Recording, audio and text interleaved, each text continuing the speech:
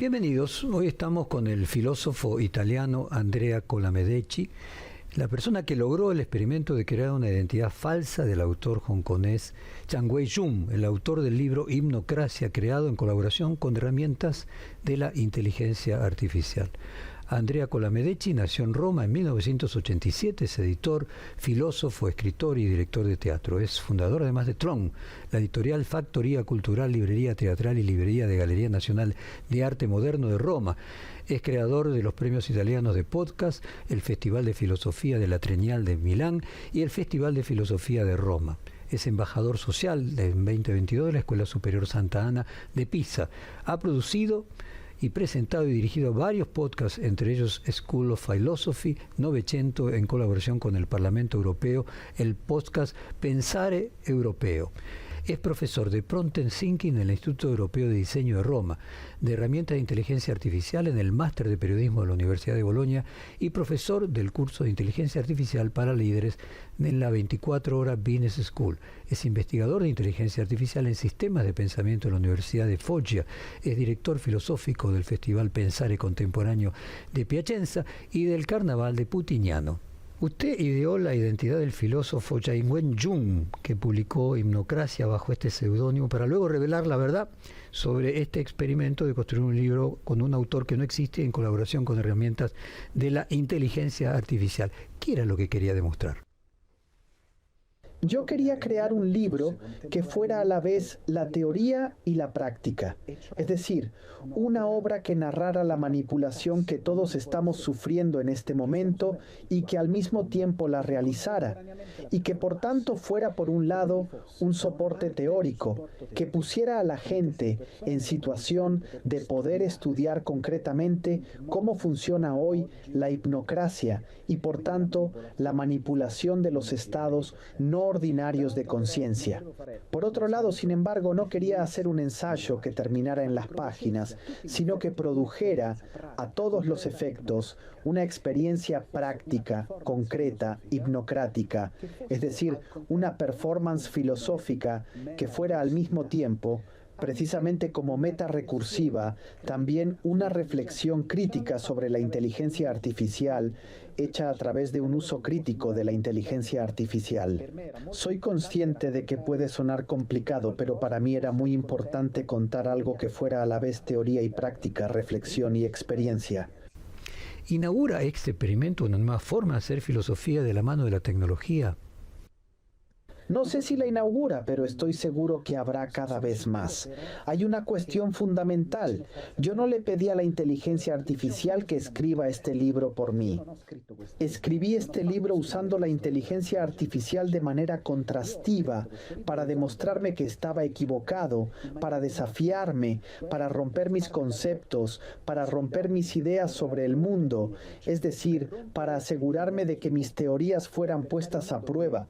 Lo importante para mí no era crear una relación con la inteligencia artificial como mi reemplazo, sino como instrumento a través del cual yo pudiera desarrollar un supersujeto, un sujeto más allá. Es decir, una tercera entidad que no soy yo, que ni siquiera es la inteligencia artificial, sino que es lo que surge de una relación consciente y crítica con la inteligencia artificial.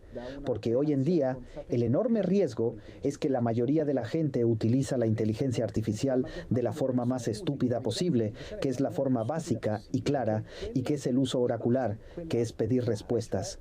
Pero sobre una base estadística probabilística, lo que ocurre es simplemente la satisfacción de nuestras preguntas y, por tanto, la confirmación de nuestros prejuicios y, en consecuencia, nunca se nos desafía.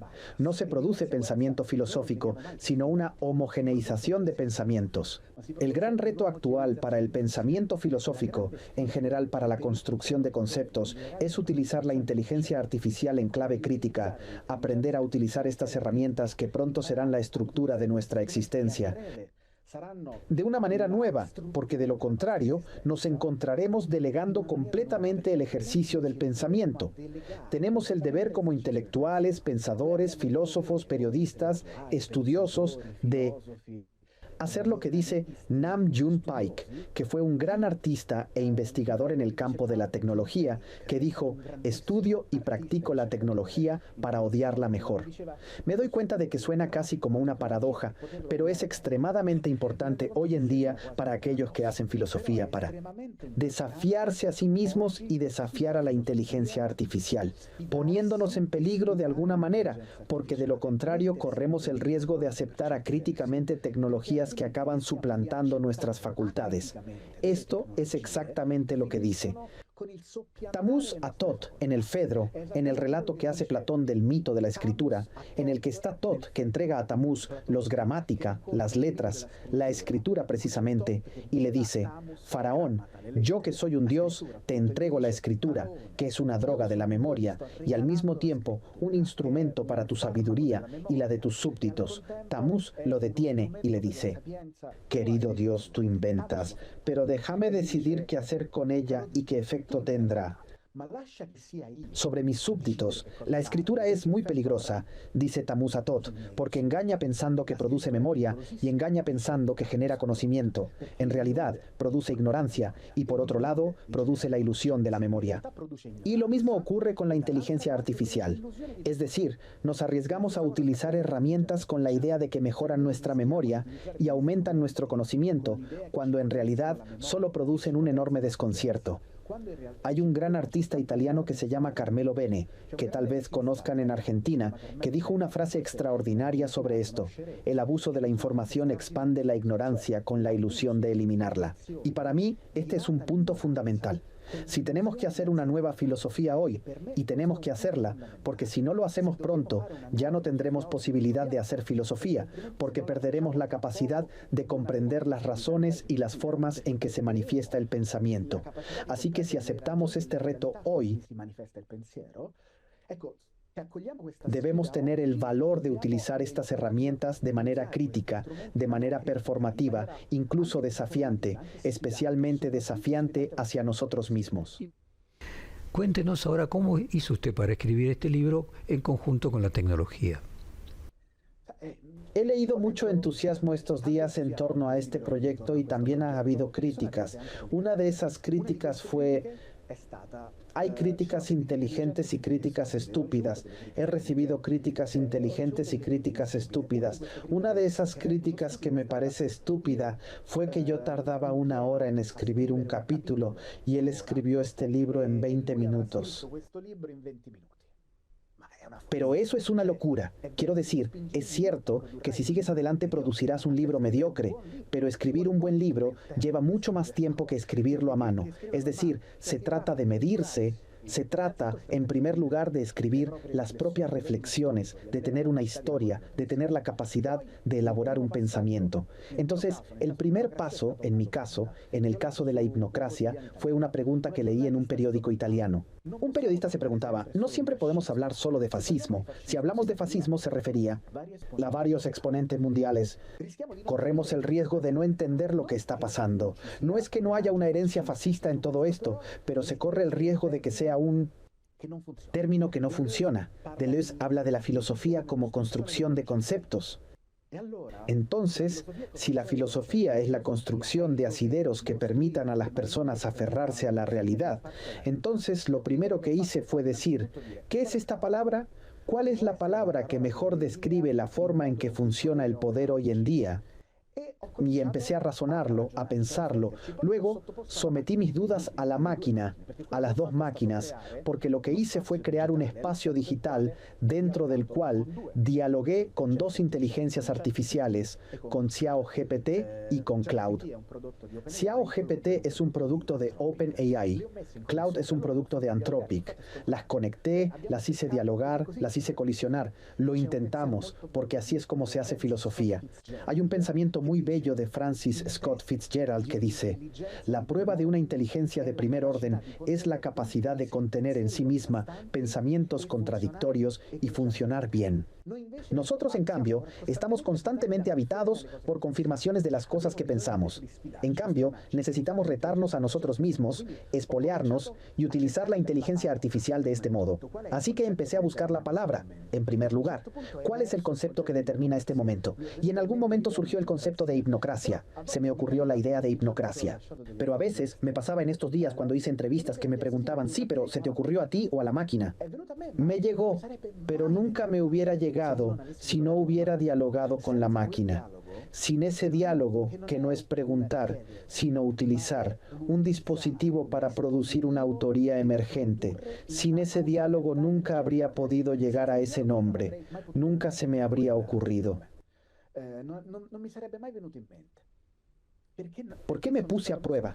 Luego, una vez desarrollado el concepto, intenté ver cómo podía desarrollar las ideas que he escrito en otros libros anteriores, La sociedad de la performance, El amanecer de los nuevos dioses, en los que, por ejemplo, razono sobre las similitudes entre este momento histórico, en el que se produce una grieta entre la escritura y lo artificial, y el momento histórico del nacimiento de la filosofía, en el que se produjo una grieta entre la oralidad y la escritura.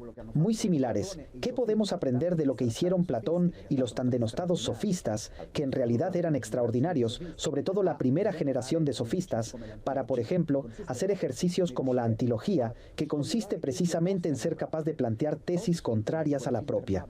Hoy, en Internet, con burbujas de filtros, cámaras de eco, siempre confirmamos nuestras tesis, siempre nos damos la razón. Tenemos una línea de tiempo que nos dice tú eres grande, tú eres extraordinario, esto no es filosofía, esto no es pensamiento, el pensamiento necesita estímulos, y así construí, entonces, poco a poco, el libro sobre la base de la evolución del concepto de hipnocracia, tratando en primer lugar de construir el concepto, y luego también quería construir un puente para que la gente entendiera que no todo estaba perdido. Porque hoy el gran riesgo es construir siempre y únicamente herramientas para investigar el horror, y así relegar a la gente a la impotencia. Un pensador tiene el deber, como dice David Foster Wallace. Hay un hermoso pasaje en el que critica a Bret Easton Ellis y dice, un escritor habla de un escritor, pero el discurso está bien para la filosofía. Un escritor tiene el deber de investigar el horror, pero también debe utilizar el desfibrilador en las partículas de la magia. Y me parece una imagen preciosa, me dan escalofríos solo de pensarlo, porque ese es el deber que tenemos. Tenemos que mostrar el horror, pero tenemos que mostrar lo que en el libro llamé las prácticas de la soberanía perceptiva, las prácticas de la resistencia invisible, porque de lo contrario eres simplemente alguien que está en connivencia con el sistema si no te comprometes también a construir herramientas para hacer la vida sostenible. Me impresionó mucho el impacto que tuvieron estas ideas en el mundo. No me lo esperaba en absoluto, pero me sentí orgulloso de todo lo que pasó. Me sentí orgulloso de que la gente en El Salvador, en Colombia, en Argentina, en España, utilizara la herramienta hipnocracia, el concepto de hipnocracia, para sostener el impacto del absurdo que se manifestaba en sus naciones. Eso me hizo realmente feliz como individuo antes de ser filósofo. Usted es profesor de Prompt Thinking en el Instituto Europeo de Diseño de Roma. Ayúdenos a entender qué es exactamente Prompt Thinking y le pido su mirada sobre el uso de la inteligencia artificial y la idea del uso de la inteligencia artificial como un espejo de nosotros mismos que pueda retroalimentar y hasta nutrir nuestros propios conocimientos. Sí, la idea del prompt thinking se me ocurrió cuando me di cuenta de que la gente no entendía lo que tenían en sus manos cuando utilizaban herramientas como ChatGPT. Es decir, me di cuenta de que la gente las utilizaba sin darse cuenta de lo profundamente que estaban cambiando la forma en que percibían la realidad. Y poco a poco, eso fue solo el principio, pero poco a poco lo que está sucediendo, y es extremadamente grave, es que estamos delegando tontamente no solo el ejercicio del pensamiento, sino precisamente las grandes opciones de toma de decisiones, los grandes desafíos éticos a las inteligencias artificiales, y eso es terriblemente irresponsable. Y entonces lo que pensé fue que debo desarrollar un modelo que permita a los estudiantes relacionarse con la inteligencia artificial, no para hacer su tarea más rápido, sino para hacer mejor sus deberes. Hice la formación para profesores en el Politécnico de Milán, en Italia, y recibí una pregunta que me impactó mucho. Me dijeron, ¿cuándo puedo dejar de estudiar el ChatGPT? Nunca. No puedes dejar de estudiar el ChatGPT. Si enseñas, si tienes una relación con los estudiantes, tienes que conocer las herramientas que utilizan los estudiantes. No puedes ser perezoso. Y hay un gran riesgo de pereza que veo, que es muy peligroso. Flaubert dijo que el talento es una larga paciencia. El talento no es solo la capacidad de dibujar bien. El talento es sobre todo la capacidad de comprometerse con algo que te interesa. Utilizar la inteligencia artificial con pereza es acostumbrarse poco a poco a una herramienta tecnológica que te sustituye en todo y para todo. Al principio, estás contento porque apruebas el examen, porque haces la tarea, porque te das cuenta de que eres más rápido entregando el artículo o la redacción o lo que sea. Pero luego, poco a poco, el sentido de tu vida desaparece, porque somos animales narrativos. Necesitamos contar historias y si alguien las cuenta en lugar de nosotros, estamos perdiendo el sentido profundo de nuestra humanidad. Y a cambio de una nota alta en el examen, te estamos jugando la capacidad de aprender a razonar. Por eso dije prompt thinking, incitar a pensar, es decir, ayudar a los alumnos, por ejemplo, a utilizar la inteligencia artificial para crearse dudas, para hacerse preguntas. Muchos utilizan la inteligencia artificial haciendo preguntas a la máquina y ya está, y se dan por satisfechos con la respuesta que les llega. Pero es humillante. Quiero que la gente se dé cuenta de lo humillante que es utilizar así la inteligencia artificial. Es obvio, si tienes que obtener información sobre un vuelo está bien. Quiero decir que la utilices de esta manera aquí. Pero si tienes que llevar a cabo un proceso cognitivo, si tienes que razonar, no puedes hacer que otra persona razone en tu lugar. Porque de lo contrario, ¿qué haces aquí? Cuando hablo con los profesores y les digo que no tienen que presionar a sus alumnos para que no usen ChatGPT porque no pueden impedirlo, igual que no podemos impedir que la inteligencia artificial esté en nuestras vidas, tampoco podemos hacer nada para quitarla. Igual que Platón sabía que la escritura ya formaba parte de su vida y de hecho la criticó muy duramente, sin embargo escribió las páginas más bellas de la historia. Si leemos el Simposio hay algunas escenas extraordinarias. El griego roto de Alcibíades que está borracho, comparado con Pausanias que es un general estricto en la misma escena, los valles del Iliso en el Fedro, hermosos. Él escribe estas páginas que son las mismas páginas en las que critica la escritura. Y nosotros tenemos que hacer lo mismo, es decir, tenemos que saber utilizar esta herramienta para criticarla de verdad. Pero al final, la inteligencia artificial es simplemente, digamos, la característica fundacional de la hipnocracia, de este sistema actual, que gracias a la hiperproducción de la realidad contamina constantemente nuestras vidas, con lo que Steve Bannon, que fue un gran asesor de Trump, solía decir inundar la zona de mierda. Y eso es exactamente lo que se está haciendo. Nos encontramos perdidos. Y no sabemos cómo tomar contramedidas. Así que se trata de desarrollar una erótica de la complejidad, una alfabetización de la realidad que nos ponga en condiciones de decir, quiero usar estas herramientas porque no quiero que me utilicen a mí. Sé que el abismo me mirará como decía Nietzsche, pero no lo miro. Lo miro sabiendo que me observa y probablemente me manipula. No me siento más inteligente porque también hay este detalle que me parece muy peligroso. Y aquí cierro, no quiero tomarme mucho tiempo para esta respuesta, pero es muy importante para mí dejar claro que mucha gente se siente más inteligentes que las herramientas que utilizan. Es como los que piensan que no tienen prejuicios. Son las personas que tienen los mayores prejuicios. Si te crees más listo que una infraestructura que ha sido ideada por ingenieros muy inteligentes que se pasan la vida intentando conocer nuestro funcionamiento psíquico para poder aprovecharse de él y manipularnos, significa que estás admitiendo tu propia estupidez. En cambio, tenemos que admitir nuestra ignorancia, tenemos que admitir nuestras fragilidades y decir, no puedo habitar plenamente las redes sociales sin ser manipulado. Si creo que estoy por encima de todo esto, me engaño, y por eso debemos educarnos para habitar estos espacios, porque son nuestros espacios vitales, pero hacerlo con conocimiento y criticidad y con gusto por atravesarlos, sin la idea de que podemos salvarnos de una vez por todas. No. Hölderlin decía, donde crece el peligro, crece lo que salva, y la época actual es increíblemente peligrosa, por lo que también hay mucho de salvación. ¿Se imaginó cuando ideó este proyecto que el libro Hipnocracia iba a tener el éxito que tuvo, con 3 reimpresiones en solo 2 meses, citado con reseñas en todas partes del mundo?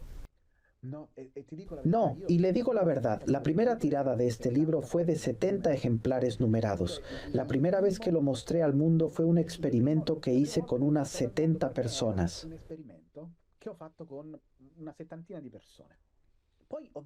Entonces, en ese mismo momento vi que el concepto de hipnocracia era importante.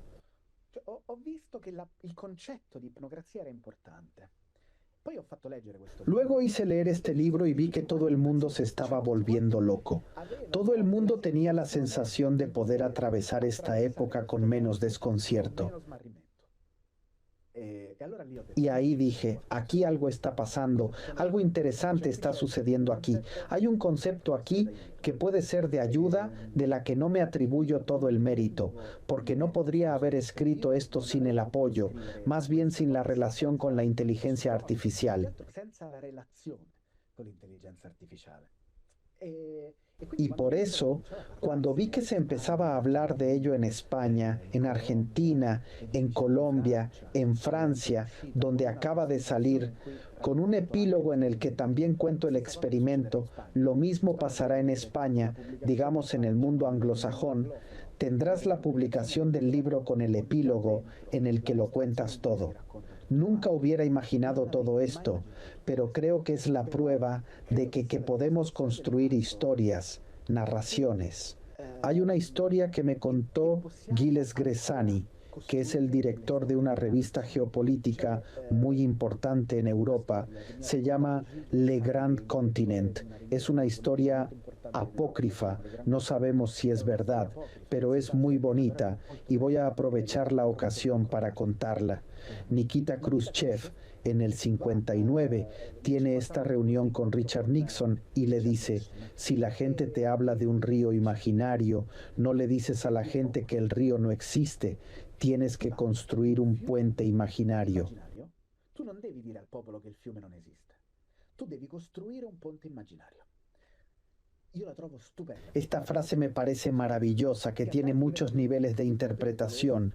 El más peligroso, que es con la que no estoy de acuerdo, pero que es la que hacen los hipnócratas, es el pueblo es un buey, es estúpido y quieren ser engañados.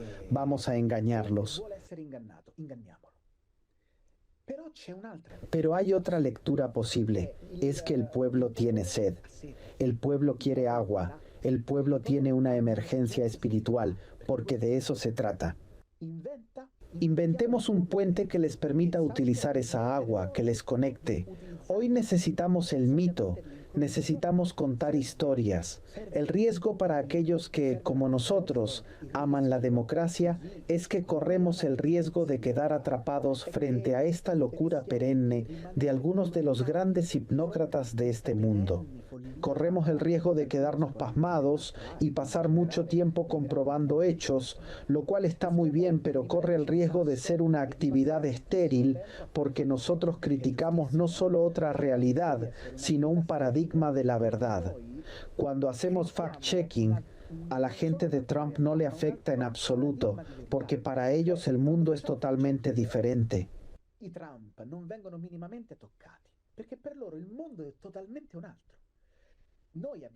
Necesitamos crear nuevas narrativas, nuevas historias, nuevos mitos que nos emocionen, porque de lo contrario corremos el riesgo de conducirnos directamente al sinsentido. Tenemos que contarnos historias. Y aquí, si se me permite añadir una cosa más sobre esto, que es muy importante para mí. Giacomo Leopardi dice algo increíble en el Sibaldone. Cita a Longino y dice que Longino se pregunta por qué sus contemporáneos son tan mediocres, son tan pobres, y dice que debe ser porque son agrios, debe ser porque son lujuriosos. Leopardi le dice que no, tus contemporáneos son tan mediocres porque no tienen ilusiones. Y él se extraña y dice, ¿qué significa eso? Y Leopardi se lo explica. Un exceso de racionalidad es extremadamente peligroso, porque es cierto que el sueño de la razón genera monstruos, pero los monstruos también se generan cuando la razón es demasiado activa, cuando la razón está demasiado presente, cuando la razón te dice que, por ejemplo, la gloria, hacer las cosas por la gloria, hacer algo porque es bonito y ya está, no sirve de nada. Tenemos una necesidad vital de ilusiones. Hoy vivimos Vivimos en una época en la que las ilusiones se han derrumbado, la familia se ha derrumbado, la religión se ha derrumbado, el sentido del Estado se ha derrumbado, todas estas instituciones se han derrumbado, todas estas ilusiones, todas estas historias que sin embargo nos hacen vivir. Los derechos humanos son una historia que debemos salvaguardar.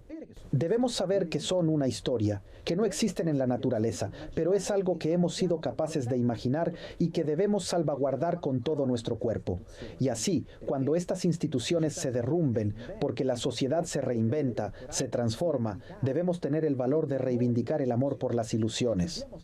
Debemos saber construirlas con cuidado, las ilusiones, para conquistar el mundo. Los griegos lo hicieron. Simon Weil dice, los griegos nos dieron las artes como puentes que cruzar y acabamos habitando los puentes. ¿Qué puede haber más humillante que habitar un puente? Hay que cruzar ese puente. Tenemos que utilizar la filosofía, el arte, las tragedias griegas, todo lo que nos dieron nuestros antepasados como herramienta para ir a otro sitio, para llegar a otro sitio, no para quedarnos ahí. Y en lugar de eso, lo que hicimos fue esto de aquí. Tenemos que reivindicar el derecho a contar historias, pero no porque tengamos que creernos falsedades. No se trata de eso. No se trata de que tengamos que ser niños ingenuos, sino que tenemos que entender que si no reivindicamos el derecho a construir mitologías, grandes narraciones, nunca podremos soportar el peso del sinsentido, porque la vida en sí misma no tiene sentido. El sentido lo generas, lo construyes cuando emprendes un proyecto.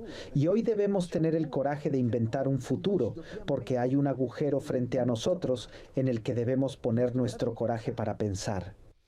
¿Significa algo el nombre que usted eligió de Yang Wen-jun? Sí. Shun es un hexagrama del I Ching, pero Shun también significa información y velocidad. Elegí este nombre porque necesitaba algo que hablara simultáneamente de información, el pasaje, pero también de la capacidad de intentar mantenerse firme en un momento de locura extrema, en un momento de caos y confusión. Aprovecharé esta oportunidad para revelar una cosa más, si me lo permiten. La persona con la que han estado en contacto los editores, los periodistas, los curiosos, los profesores que han escrito, se llama Sara Horowitz. Elegí Horowitz porque Horowitz es el nombre de una cabalista alemán del 1600, extraordinario, un rabino muy interesante que había escrito una oración que era simultáneamente una oración ordinaria y un tratado de cábala, dependiendo de la gente que se relacionaba con el texto, dependiendo de la experiencia y el conocimiento que la gente tenía. Una preghiera che era contemporaneamente una preghiera ordinaria e un trattato di Kabbalah, a seconda delle persone che si rapportavano al testo, a seconda della competenza e della conoscenza che avevano le persone. Y creo que eso es lo que debería ser la filosofía hoy en día. Debería ser algo al alcance de todos, que todo el mundo pueda entender, pero luego los que tienen las herramientas para ir más allá, ven que también hay más y van más allá. Y también son los dos niveles de la hipnocracia, el nivel libro y luego el nivel revelación, que, no te lo voy a negar, ha causado malestar a mucha gente lo ha vivido mal, la mayoría se ha entusiasmado, pero no puedo fingir que no hubo 3, 4, 5 personas que me dijeron, me sentí mal por ello, me sentí traicionado. Mi objetivo nunca fue engañar a nadie, nunca fue traicionar a nadie, también porque elegí desde el principio revelarlo, no es que me desenmascararan. Leí en El País, de hecho me entrevistaron entonces para hacer una rectificación, que me habían desenmascarado, en absoluto. Yo elegí desde el principio cuando lo revelaría todo y pregunté al Expreso, Grand Continent, Brut, la fecha exacta en la que haría este anuncio general, porque el punto no es engañar a la gente, el punto no es mostrar que todos somos manipulables, por supuesto que todos somos manipulables, por supuesto. El punto es hacer que la gente diga, wow, todavía puedo jugar. ¡Wow! Todavía puedo vivir. Y eso es muy importante para mí. Así que Shun, en su nombre, tiene esta misma instancia aquí de la velocidad a la que viaja la información, pero al mismo tiempo también la capacidad de poder detenerse frente al río y ver pasar la corriente. En una entrevista que publicó Facebook Book, usted habla de Platón y su concepto de fármaco, que es a la vez cura y veneno. ¿Por qué es tan importante esa idea de fármaco para usted? Para mí esta idea es fundamental porque el fármacon para Platón es exactamente la escritura a la que me refería antes. Fármacon no es algo que a veces cura y a veces envenena. Es algo que cura y envenena simultáneamente. La inteligencia artificial, este poder actual, cura y envenena. Debemos tener la lucidez de comprender cómo dosificar este fármacon, cómo exponernos a esta intoxicación. No podemos hacer otra cosa. Este es el tiempo en que vivimos. No podemos negarlo. Edgar Morin, uno de los más grandes sociólogos vivos, que creo que tiene ahora 103 años, algo así, dice algo hermoso. Debemos aprender a navegar océanos de incertidumbre a través de archipiélagos de certeza, islas de certeza. Y para ello, por supuesto, tenemos que averiguar cómo conectar nuestros conocimientos. El peligro que mencionaba antes, el veneno al que estamos constantemente expuestos, si sabemos dosificarlo, puede ser una vacuna, pero debemos tener la lucidez de hacer lo que Ulises hizo con las sirenas. Hay un pasaje muy hermoso en Sloterdijk que se parece a una reflexión de Helios, y él pregunta por qué Ulises va a las sirenas, por qué Ulises quiere escuchar a las sirenas, y dice algo sorprendente, y dice que las sirenas le cuentan a Ulises su historia. Es decir, Ulises va a las sirenas no porque canten bien, sino porque le cantan la Odisea, le cuentan su historia. Es vertiginoso, pero es muy útil porque Ulises sigue yendo a las sirenas, pero se hace atar, se ata a sí mismo. Eso es lo que tenemos que hacer con el fármacon, es decir, tenemos que ser capaces de exponernos a esta locura, a este delirio, a esta increíble confusión, pero al mismo tiempo tenemos que protegernos, tenemos que recordar que es venenoso, tenemos que aplicar contramedidas. Como dice Bradbury, debemos zambullirnos en el abismo y mientras tanto construir nuestras alas, porque ya no hay tiempo para construir nuestras alas desde ahí arriba, y por otro lado, no debemos zambullirnos y decir que pase lo que pase, porque morimos, nos estrellamos. Tenemos que buscar, mientras creamos piezas, con qué construimos más alas. ¿Y qué expectativa tiene usted que suceda con el libro ahora que se reveló la forma en que fue realizado? No lo sé, porque por un lado espero que Hipnocracia sirva para alimentar un debate sobre la toma de conciencia del uso de la inteligencia artificial por un lado, y la toma de conciencia en torno a la cuestión del poder, de cómo se manifiesta el poder hoy en día, porque ya no es un poder que solo utiliza el cuerpo, sino que no solo utiliza la mente, es un poder que opera sobre los estados de conciencia. Es un poder que satura nuestra capacidad atencional, que destruye nuestra atención, que nos hace personas incapaces de habitar. Así que no tengo ni idea de lo que puede pasar ahora. Para mí lo que está pasando ya es increíble. Hubo una filtración de opinión que decía que este libro había llegado hasta el Elíseo, en Francia.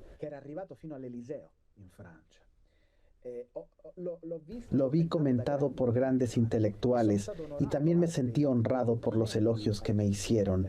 Me alegré mucho cuando lo leí.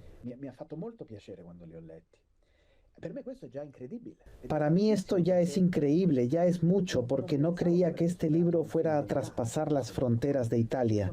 Soy conocido en Italia y algunos de mis libros se han publicado en el extranjero en varios idiomas, pero no pensaba en absoluto que este libro tendría esta vida. No me lo esperaba y me ha impresionado mucho. Y no tengo ni idea de lo que va a pasar, la verdad. Esto ya me parece increíble. Espero que pueda servir de ayuda.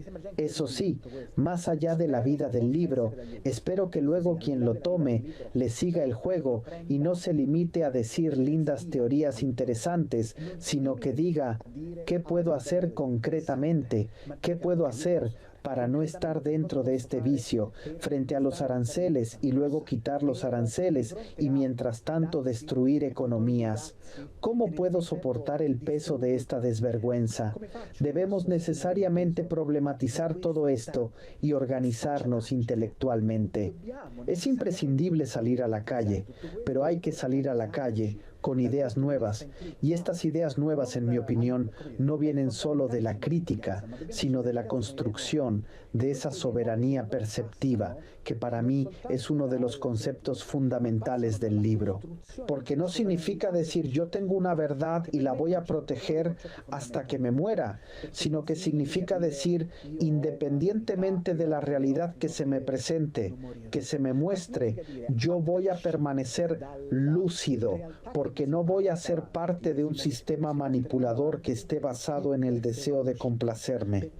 No quiero ser complaciente, no quiero estar satisfecho, quiero elegir la felicidad y no el contentamiento, porque estamos obsesionados con esta microdosis de satisfacciones. Somos adictos a las microsatisfacciones dopaminérgicas que nos dan constantemente una pequeña producción de energía y sin embargo es devastador, porque nos impiden comprender lo que es la felicidad. La felicidad es otra cosa, felicidad del griego fío, eres feliz cuando eres félix, es decir, cuando eres fecundo, fructífero, cuando te aportas al mundo. En cambio, estás contento cuando estás contenido, cuando estás saciado, estás lleno, has comido mucho y estás contento. Confundimos felicidad y contentamiento. En cambio, debemos reclamar nuestro derecho a la felicidad y también renunciar a esos placeres de satisfacción que nos proporciona el scroll constante, porque es ese scroll el que nos da satisfacción, el que nos hace sentir que hemos consumido y cumplido con nuestro deber de buen ciudadano informado. En realidad, muchas veces, no es más que un intento de no sentirnos culpables, porque no hemos entendido lo que hemos hecho durante el día. Che il tentativo di non sentirsi in colpa perché non abbiamo capito che cosa abbiamo fatto durante il giorno. Y por eso se trata de recuperar, por ejemplo, los ejercicios de los antiguos estoicos, Marco Aurelio, concretamente, pero también Séneca, que repasaba su día a la inversa, desde lo último que había hecho hasta lo primero, y lo repasaba con una revisión de sus valores y decía, he sido consecuente con mis valores. Es normal que si vives en una época en la que los valores no tienen valor, todo este ejercicio carezca de sentido, pero hay que reconstruir los valores, hay que transvalorarlos. Nietzsche habla del tiempo en que existen los últimos hombres, que son los que se revuelcan en la ausencia de valores. Es un tiempo en el que los mediocres tienen grandes posibilidades, porque no tienen valores que cumplir. Debemos tener el coraje en este tiempo de inventar nuevos valores, de inventar nuevas historias, de entusiasmar a la gente en el sentido más profundo de la palabra, que es en Theos, el Dios interior, hacer que la gente se sienta atravesada por lo divino. No importa si Dios existe o no, ese no es el punto. El punto es activar esa producción de energía que proviene del deseo de lo divino.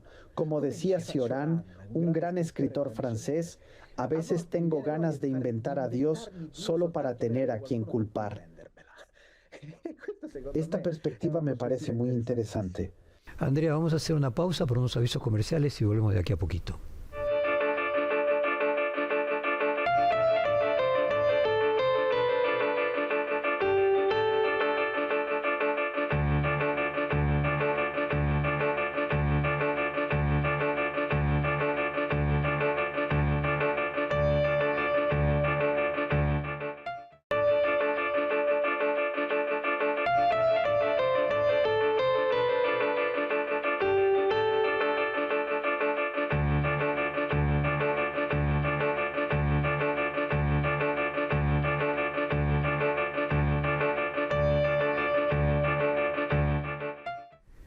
Bueno, continuamos con el reportaje a Andrea Colamedecchi, el coautor de Himnocracia. Periódicos como El País de España retiraron de su web las notas que reseñaban Hipnocracia por el hecho de no haber cumplido con las normas europeas del etiquetado de productos creados a partir de la inteligencia artificial. ¿Le parece bien lo que hizo y al mismo tiempo le generará algún problema jurídico? Bueno, creo que fue un error y ya lo hablé con el columnista. El caso es que el escritor me pareció una buena persona, es decir, simplemente me pareció una persona que no entendía lo que había pasado, porque el proyecto es difícil de explicar. Probablemente vio la portada del Expresso y pensó que un periódico me había desenmascarado y había desenmascarado el trabajo de una persona que no conocía y que había hecho que una inteligencia artificial escribiera un libro. Fui invitado como filósofo el 13 de septiembre de 2023 al Parlamento Europeo para escuchar el discurso de clausura de Ursula von der Leyen, el llamado discurso del Estado de la Unión. En ese discurso, importante para mí, von der Leyen dijo en un momento dado que los propios fabricantes de inteligencia artificial están logrando avances que no esperaban conseguir. Esto significa que es muy difícil producir una legislación que sea un corpus propio, no solo de leyes, sino también de recomendaciones, que pueda seguir el ritmo de las innovaciones. Es muy complicado. Y sin embargo tenemos que hacerlo. Es un esfuerzo que tenemos que hacer. No podemos hacerlo de otra manera. Así que estoy muy de acuerdo con la ley de inteligencia artificial de la Unión Europea. Estoy muy de acuerdo con regular el uso de la inteligencia artificial. Pero lo que ha hecho el país es malinterpretar una operación que no nació con la idea de hacer pasar ahora un libro publicado por la inteligencia artificial por un libro de un humano, sino crear una performance que nació de un libro en el que un humano utilizó la inteligencia artificial. De hecho, ese autor me entrevistó y expliqué estas cosas. Por otra parte, comprendo que en este momento complicado para un periódico no es fácil embarcarse y navegar en este delirio. No es fácil controlar las fuentes del sinfín de productos, artículos, textos que surgen cada día. En otro tiempo podía tener sentido. Había experimentos en Italia, incluso muy bonitos, que demostraban la falta de preparación de la clase periodística italiana, que no era capaz de ir a hacer una serie de investigaciones sobre las fuentes.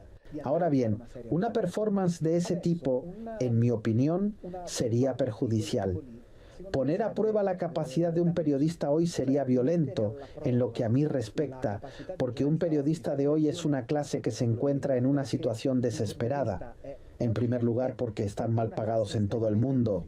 Después, porque compiten en un mundo que les pide constantemente una actualización sin fin, una producción incesante de información, deben estar siempre al pie del cañón. No hay tiempo para la reflexión. No es una categoría contra la que uno pueda permitirse el lujo de ser cruel en estos momentos. En todo caso, hay que apoyarla, hay que reconocer que está viviendo un momento de transición epocal, que poco a poco tocará a todo el mundo, que tocará a los diseñadores, que tocará a los artistas, a los actores, a los escritores. Así que comprendo el enfado del país que canceló la obra, lo comprendo.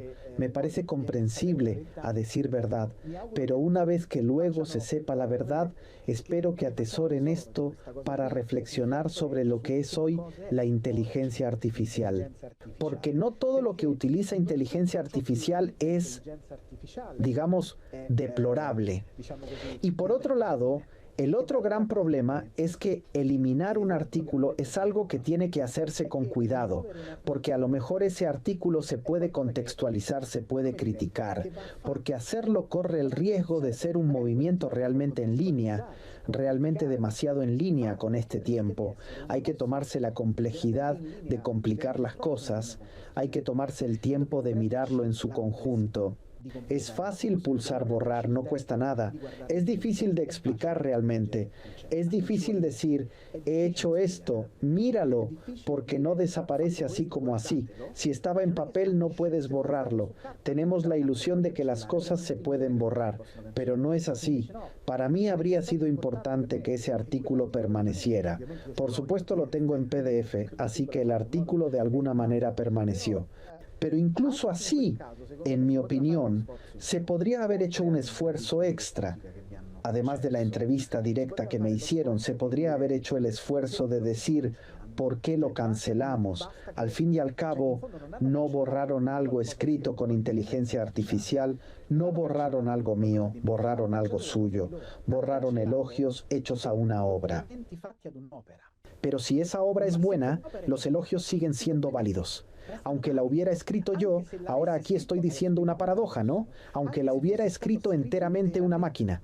Si tú has escrito que esas reflexiones son interesantes, esas reflexiones siguen siendo interesantes. Simplemente contextualizas que una máquina las produjo. En este caso ni siquiera las produjo una máquina, así que con más razón hay que quitarla. Creo que eso fue incorrecto. Pero no tengo ganas de decir hasta la muerte, o lo malo, el horror. Probablemente, a la inversa, yo hubiera hecho lo mismo, hubiera cometido el mismo error. Digo la verdad. Uno de los artículos que más difusión le otorgó a la identidad de Jung y al concepto de hipnocracia fue el análisis del discurso de la toma de posición de Donald Trump, publicado por Le Grand Continent. ¿Estaba usted al tanto del experimento de los editores de esta revista? Sí, lo sono diventati. Sí, llegaron a estarlo. Al principio pidieron traducir el artículo y luego les puse al corriente de la historia, así que informé a la editorial francesa y a la editorial española de la historia, porque para mí era importante que las personas implicadas fueran aquellas que estuvieran activamente implicadas, más allá de los que escribieran buenas reseñas, sino las que fueran parte integral del proyecto y lo supieran todo. Porque para mí la ética es fundamental. Es decir, en este caso se trataba realmente de decir, estamos haciendo un proyecto juntos, súbete a bordo con nosotros. Sabina Minardi es la periodista del Espresso que escribió la entrevista, que hizo el artículo para el semanario italiano. Y se enteró de la existencia de Jung el 9 de enero, es decir, antes de que el libro saliera a la venta en Italia, porque le habíamos enviado un adelanto para que lo leyera y tenía algunas dudas. Y fue una de las pocas periodistas que preguntó, pero déjame entender más, cuéntame más. Y entonces lo que hice fue contarle toda la historia y meterla en el proyecto, informarla de todas las cosas que estaban pasando y que son tantas, increíbles, porque precisamente la recepción en Sudamérica para mí es maravillosa, como amante de Argentina, como borgiano convencido. Yo podría habérselo dicho a la editorial, podría haberme callado con la editorial, pero creo que hubiera sido profundamente injusto desde el punto de vista ético. Quiero decir que si hacemos un experimento, si hacemos una performance filosófica, eres parte del juego conmigo y es justo que sepas lo que está pasando. De lo contrario es manipulación, de lo contrario es engaño. Y para que no sea así, tienes que estar informado de los hechos. Háblenos ahora de la noción de hipnocracia y del poder de operar los algoritmos sobre la conciencia. ¿Cómo llegó usted a esta síntesis de la palabra hipnocracia? La hipnocracia para mí fue un concepto que nació, como decía antes, tratando de encontrar un modo que describiera no solo el funcionamiento del individuo dictador, o en todo caso, de un hombre o mujer en el poder, sino que describiera también una psicología de masas. Es decir, hipnocrático no es solo el hombre en el poder, la persona que manda. Hipnocrático es la condición en la que todos nos encontramos, la hipnosis en esencia. Es un estado de hipnosis masiva. Nos encontramos perpetuamente hipnotizados y nos encontramos en lo que yo llamo en el libro el edging algorítmico, que es una especie de satisfacción siempre prometida pero nunca alcanzada.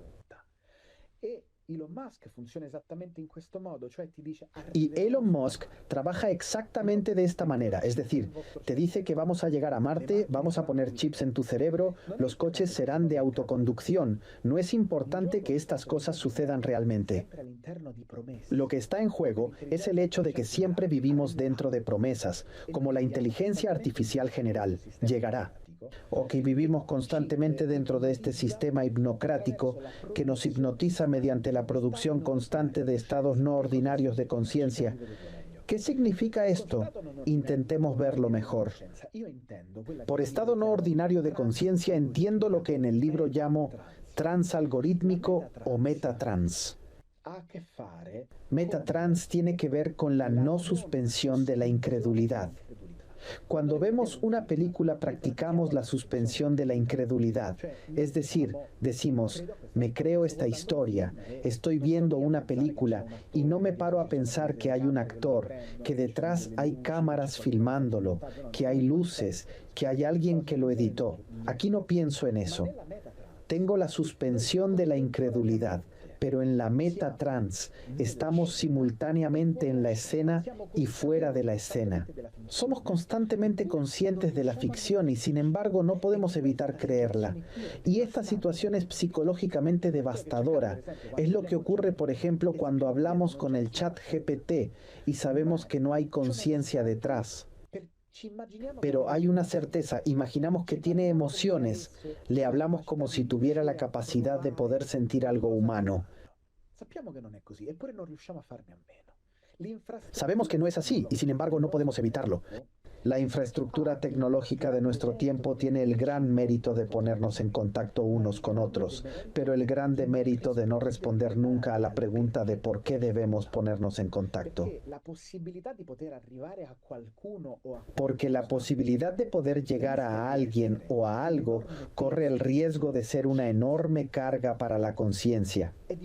Es difícil de explicar, pero en el momento en que sentimos que podemos tener en nuestras manos, a través de estas herramientas, un teléfono, un smartphone, un ordenador, todo el conocimiento del mundo, pero no sabemos qué hacer con él. Nos sentimos frustrados en nuestras almas, corremos el riesgo de producir una sensación de falta de sentido radical. Porque Gramsci dijo que el conocimiento no es un almacén bien ordenado de información, sino la capacidad de contener en uno mismo pensamientos que se relacionan con otros. Es la capacidad de tejer relaciones entre el yo y el conocimiento. La cultura no es saber muchas cosas. La cultura no es la recopilación de mucha información. La cultura es la red entre las cosas que conocemos. Es esa red la que podemos lanzar al mundo y que nos permite construir una relación con el otro. Para eso sirve la cultura. Y hoy la hipnocracia es un sistema anticultural, porque es un sistema que produce datos, que genera información sin fin, pero que desalienta la producción de redes entre conocimientos. Y esto es psicológica y culturalmente devastador, porque somos ante todo relaciones. Somos las relaciones que tenemos con la gente, y la felicidad y el sentido, como he dicho antes, surgen de las relaciones. La hipnocracia es ante todo la eliminación de las relaciones y la sobreproducción de información. Es la sensación de estar perpetuamente frente a algo. Es la sensación de producción constante de hambre.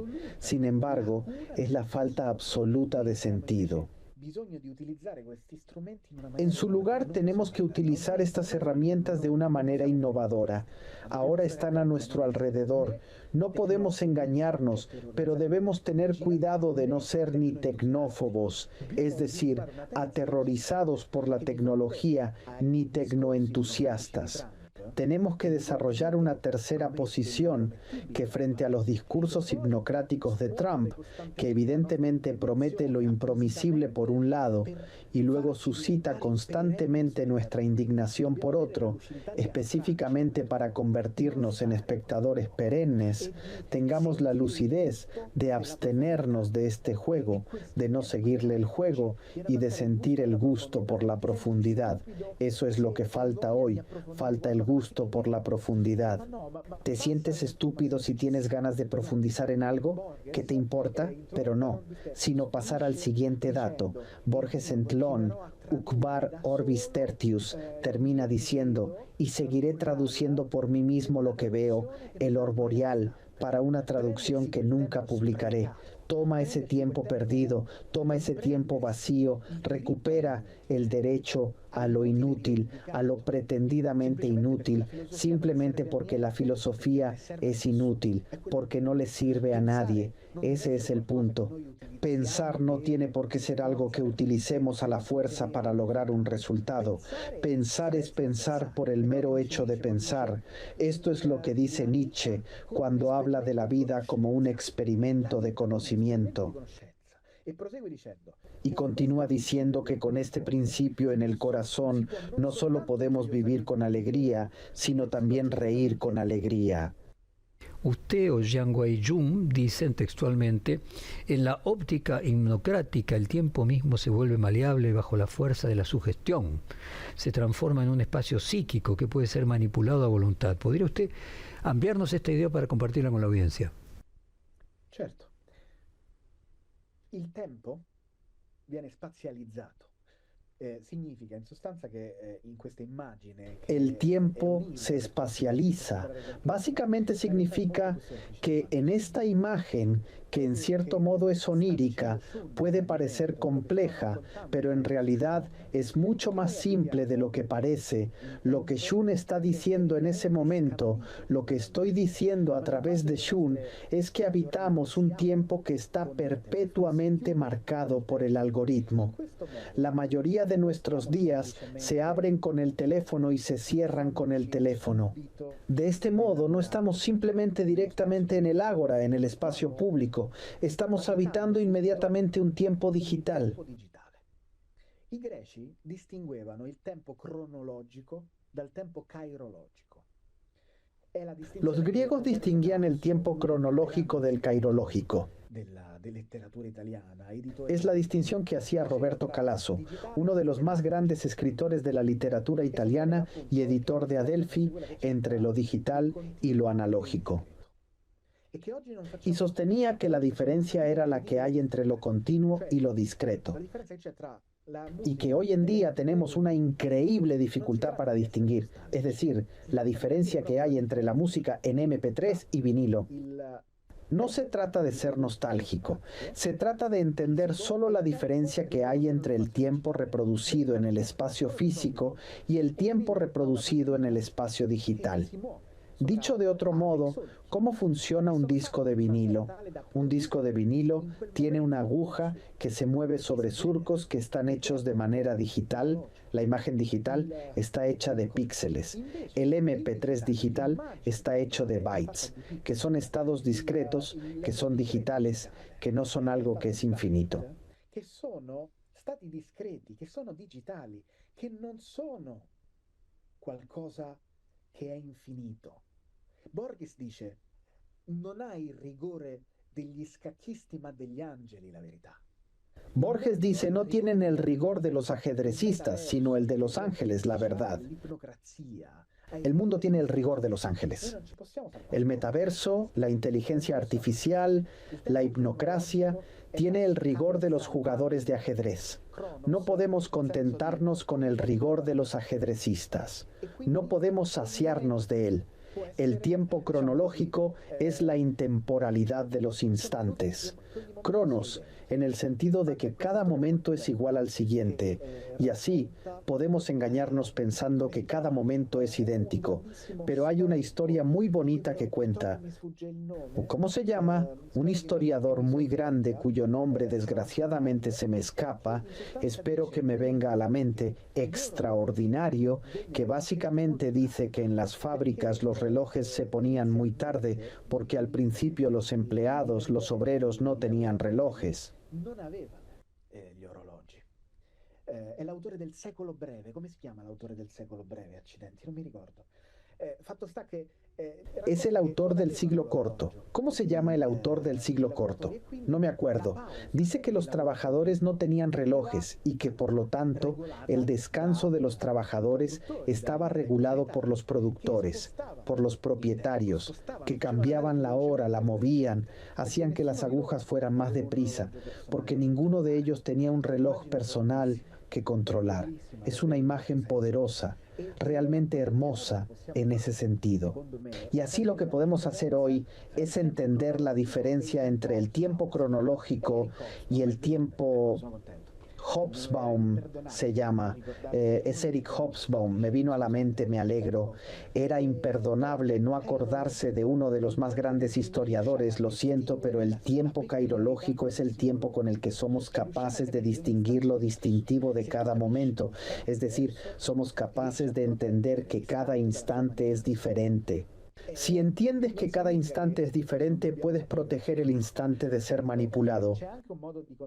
No significa que no tengamos que saber lo que es el tiempo, por supuesto. También hay una forma de contar el tiempo ordinario, pero cada instante tiene su peculiaridad, cada momento tiene su singularidad. Si puedes reconocer la especificidad del instante, es porque has aprendido a contemplar. Es la palabra correcta, porque contemplación viene de la palabra contemplari. Es lo que hacían los augures romanos, los sacerdotes. Con su lituo, el báculo sacerdotal, trazaban un templum en el cielo, que era un espacio sagrado en el que profetizaban, es decir, observaban el vuelo de los pájaros, divididos en fes, non fes, por lo tanto Faust, non Faust, y decían, sí, aquí sucederá, no sucederá, es fértil, no es fértil, pero ¿qué estaban haciendo? Estaban delimitando un templum, con el palo terminaban el infinito. Gli dei ci parlano sempre. Però serve circoscrivere uno spazio per cum. Los pájaros vuelan por todas partes, los dioses siempre nos están hablando, pero se necesita un espacio para contemplar, para mirar dentro del templo. Necesitamos un espacio, y necesitamos un espacio que hipnocracia no produce hoy en día. Y por eso necesitamos reapropiarnos de ese tiempo, porque el reloj que los trabajadores no tenían es también una metáfora de un reloj interior que debemos desarrollar. De lo contrario, si no sabemos cómo fluye nuestro tiempo interior, serán las herramientas digitales las que nos impondrán un flujo inhumano, que corre el riesgo de perturbar radicalmente, en primer lugar, nuestro proceso bioquímico, porque corremos el riesgo de adaptarnos. Hay un libro muy bonito, se llama 24-7, Capitalismo tardío y el fin del sueño, de Jonathan Crary, y cuenta hasta qué punto este momento histórico corre el riesgo de hacernos estallar, en primer lugar desde un punto de vista fisiológico, porque tenemos que cumplir constantemente con un deber de hiperpresencia. Estamos construyendo, y aquí hay un recordatorio muy fuerte, en mi opinión, que necesita ser explorado pronto, la relación entre el fragmento sobre las máquinas de Marx y lo que está sucediendo con la inteligencia artificial. Estamos construyendo un mundo hecho a medida para que lo habite la inteligencia artificial. Estamos repensando cada vez más nuestros hogares, no para vivir mejor en ellos, sino para permitir que las herramientas tecnológicas tengan un mejor espacio. Empezamos creando espacio para aparatos y cosas, pero nuestros aparatos son cada vez más inteligentes y esta inteligencia, sin embargo, a veces es solo una ilusión de inteligencia.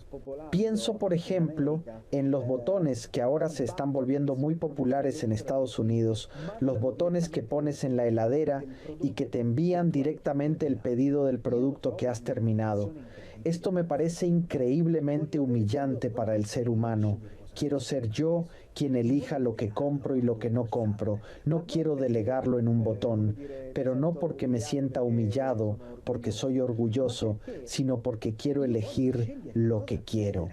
Protégeme de lo que quiero, dice un poeta, protégeme de lo que quiero. El deseo no es tan trivial, es decir, quiero elegir, y el concepto subyacente es el de elegancia. È quello di eleganza, per me. L'ipnocrazia è un tempo in cui viene scoraggiata l'eleganza, nel senso profondo del termine. La hipnocracia es una época en la que se desalienta la elegancia, en el sentido más profundo de la palabra. Veamos, elegancia no es vestir bien. Elegancia etimológicamente viene de elegere, elegir, y eso es saber elegir lo que resuena contigo. Para que seas elegante, primero debes conocerte a ti mismo, después debes conocer el mundo y después debes saber crear una relación fértil entre tú y el mundo, eligiendo una parte del mundo con la que efectivamente habitar. Eso puede ser un paquete de pañuelos, un vestido, que no tiene sentido si es de marca, no de marca, esa no es la cuestión. La cuestión es la resonancia, practicar la resonancia con el mundo. Este es el verdadero antídoto contra la hipnocracia, que pasa por la curiosidad y pasa por el autoconocimiento. Primero me conozco a mí mismo, luego conozco el mundo y después intento hacer lo que hizo el árbitro de la elegancia, que es intentar comprender qué resuena mejor con lo que yo soy. Eso requiere curiosidad. Pero es curioso, y aquí me doy cuenta de que hago muchas citas, hago mucha etimología, pero para mí es muy importante. Curioso viene de curiosus, que significa el que cuida de las cosas. Hoy en día hay una falta de cuidado, hay una falta de atención, el cuidado está degradado. Si hay un banco roto, hoy pensamos que ese banco debe ser reemplazado, pero tenemos que retomar la idea de arreglar el banco como el artículo anterior. ¿Por qué quitarlo? Mejóralo, incluye lo que es fácil de eliminar, incluye lo que es agotador.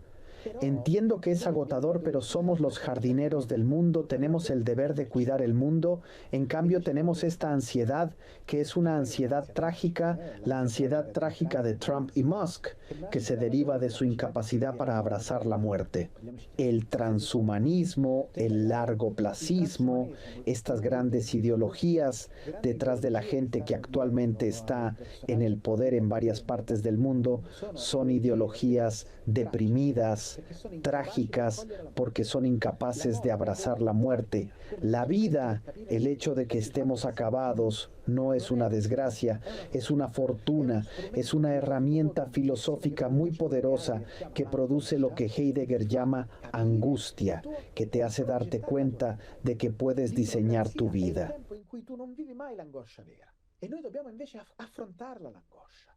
La hipnocracia es el momento en el que nunca experimentas la verdadera angustia y en cambio tenemos que afrontarla, la angustia de darnos cuenta de que somos mortales. Realmente que tenemos que movernos desde aquí, desde la angustia, como usted la llama, desde ese reconocimiento del desconcierto radical. No podemos dejar de perdernos porque tenemos miedo de no saber dónde estamos. La única manera de encontrarnos es perdernos lúcidamente. No es inconsciencia, no son drogas, no es nada de eso. Es más bien rigor, es lucidez, es redescubrir el ejercicio de la disciplina, pero una disciplina que no es una pose, una postura, sino que es una disciplina de la indisciplina, que es la capacidad de darse cuenta de que hoy hay tantas fronteras que podemos cruzar y que nosotros mismos podemos convertirnos en fronteras. En otra nota, publicada también en el Gran Continent, Wei-Jun dice, textualmente, la hipnocracia no es un concepto que se define, es un campo de fuerzas que se cartografía. ¿Qué significa eso de cartografiar? Allora, si fa A menudo hablamos de que el mapa no es el territorio. Cuando decimos que el mapa no es el territorio, nos referimos a una teoría que dice en esencia que por mucho que seamos capaces de trazar líneas e intentar trazar un mapa de lo que nos rodea, siempre será solo una reproducción de la realidad. Y así, en esencia, por muy eficaces que sean nuestras teorías y sistemas, nunca serán completos. ¿Cuál es el problema hoy? El problema actual es que nuestros mapas son la realidad. El mapa es cada vez más grande, casi tanto como el territorio. Este proceso de cartografía es un proceso extremadamente peligroso por muchas razones. Hay una razón práctica concreta.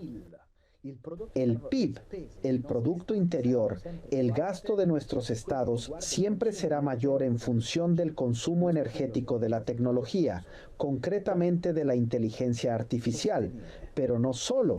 Es decir, al sostener la nube, estamos consumiendo recursos energéticos colosales. Todo esto tiene un consumo de energía colosal. Todo esto de lo que estamos hablando tiene un consumo de energía colosal. Nietzsche dijo, no confíes en esos pensamientos que no son un festín ni siquiera para los músculos. Debemos añadir, no confíes en esos paraísos que no son un festín ni siquiera para la tierra.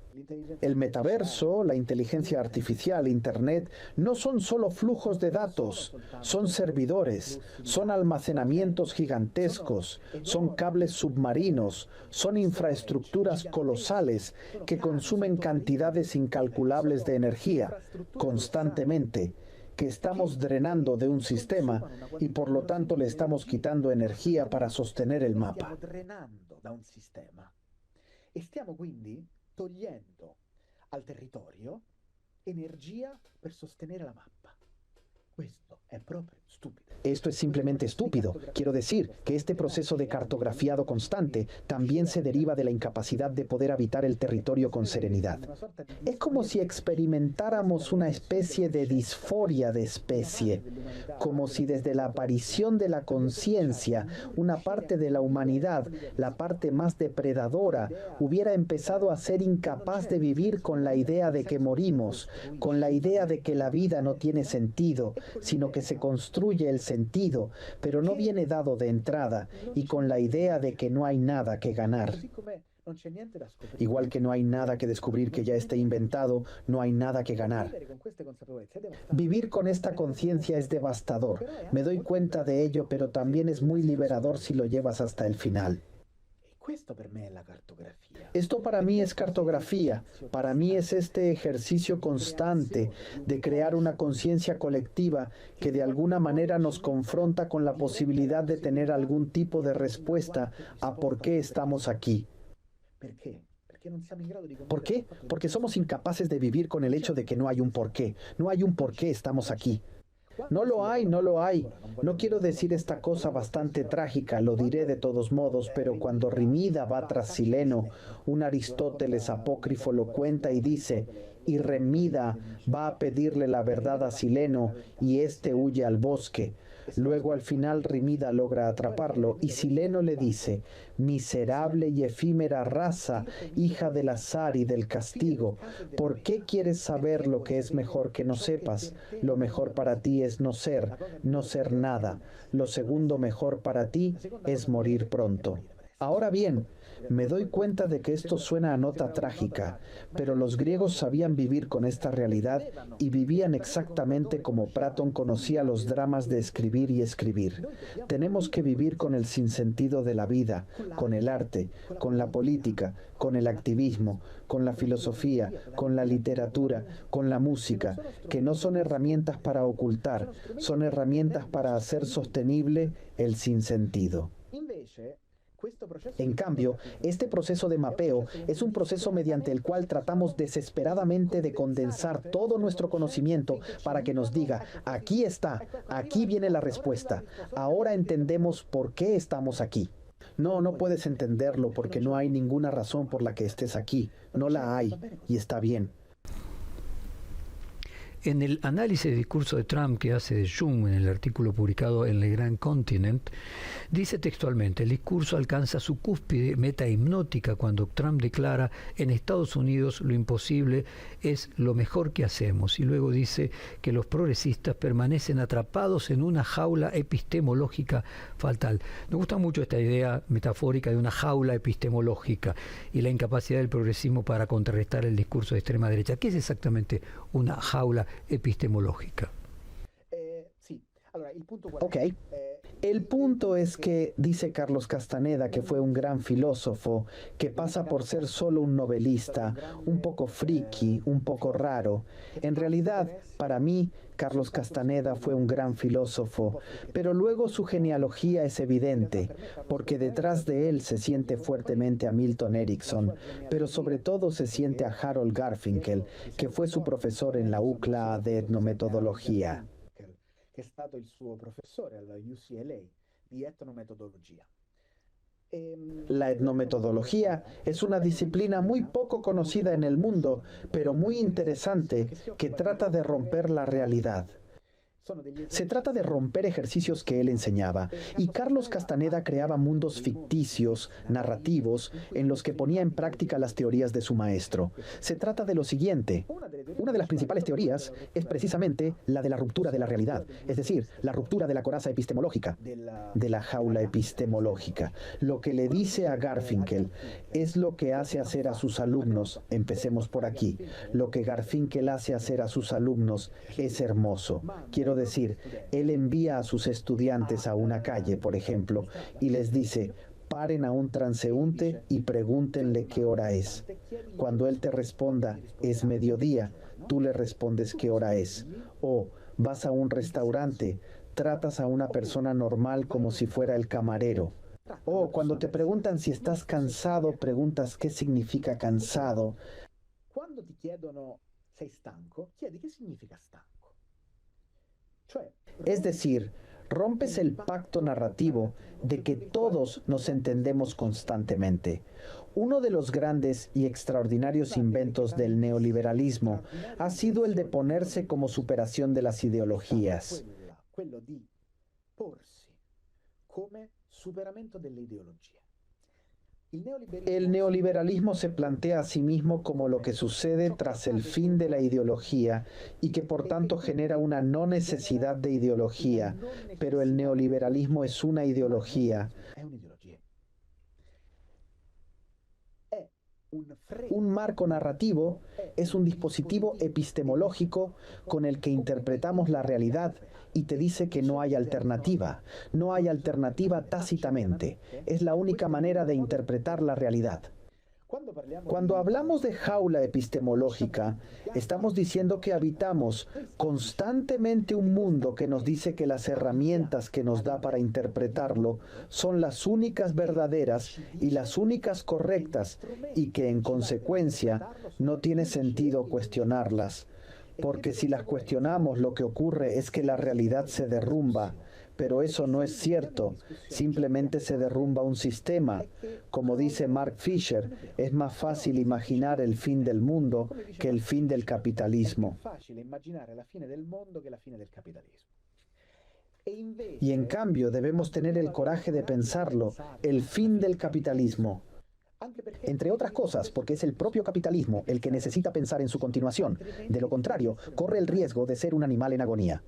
Y por eso debemos tener el coraje de romperla, esta cáscara, que es una cáscara que tiene que ver no solo con la información, sino con lo que Kuhn llamó el paradigma, es decir, con la forma en que nos relacionamos con el mundo.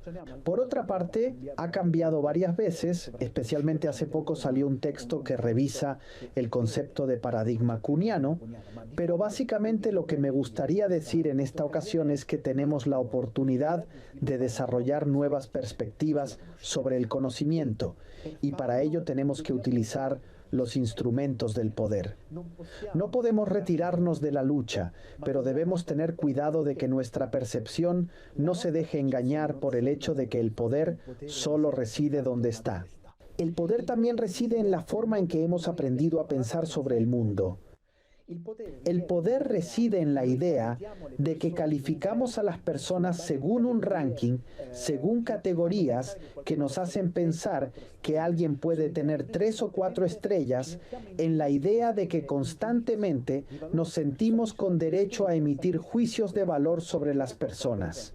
Hay algunos estudios muy interesantes sobre esto que dicen, por ejemplo, lo omnipresente que está este modo epistemológico, que tendemos a ser más bruscos, más violentos y menos empáticos con los conductores de servicios de alquiler de coches, si contactamos con ellos con una app que cuando no contactamos con ellos con una app, sino que les llamamos por teléfono. Es decir, nosotros cuando tenemos una relación con un humano, si ha sido mediada de alguna manera por una plataforma, deshumanizamos al humano, lo tratamos peor. Y esto es precisamente una manifestación de esa jaula epistemológica invisible, pero increíblemente omnipresente. Porque el concepto de hipnocracia, como decía antes, no es solo algo que tengamos que aplicar al otro. En Italia dijimos, no es Mussolini en sí mismo, es Mussolini en mí. El problema no es que nazca otro Mussolini, el problema es hasta qué punto mi proceso epistemológico, es decir, la jaula no está dentro, la jaula no está fuera, la jaula está dentro. La jaula corre el peligro de ser una jaula de pensamientos que me lleva a interpretar el mundo como un campo de compra-venta y como un campo de depredadores. Y ese es el gran problema de nuestro tiempo. En cambio, hoy debemos tener el coraje de movernos de otra manera, debemos tener el coraje de abrazar este increíble desafío que existe en este momento de la historia. A menudo me encuentro con personas que me dicen, me gustaría vivir en otra época. No, esta es, en mi opinión, una de las épocas más hermosas para vivir. ¿Por qué? Porque estamos a un paso del fin de todo, pero también estamos en condiciones de transformarnos realmente. Nietzsche habla del superhombre, ¿no? Pero el término que utiliza es Übermensch, que en italiano se ha traducido como superhombre, pero en realidad la palabra super es errónea, porque Bátimo lo explica muy bien. Übermensch significa más allá del hombre. No debemos ser superhombres, no debemos ser versiones mejoradas de nosotros mismos, no debemos utilizar la inteligencia artificial para hacernos más fuertes. Debemos utilizar este tiempo para superar lo que somos, para convertirnos en otra cosa de lo que somos, y al final esa es la única forma real de volver a ser humanos. Andrea Colamedecchi, muchas gracias por esta hora de conversación. Thank you. Gracias.